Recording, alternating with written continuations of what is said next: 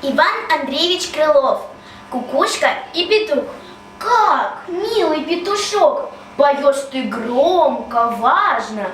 А ты, кукушечка, мой свет, как тянешь плавно и протяжно. Во всем лесу у нас такой певицы нет. Тебя, мой куманенок, век слушать я готова. А ты, красавица, божусь, лишь только замолчишь, то жду я не дождусь, чтоб начала ты снова. Отколь такой берется голосок? И чист, и нежен, и высок. Да вы уж родом так, собою невелички, а песня, что твой соловей? Спасибо, кум, зато по совести моей поешь ты лучше райской птички. На всех ссылаюсь в этом я.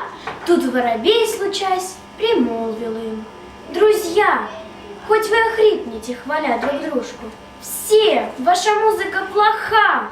За что же, не борясь греха, кукушка хвалит петуха? За то, что хвалит он кукушку.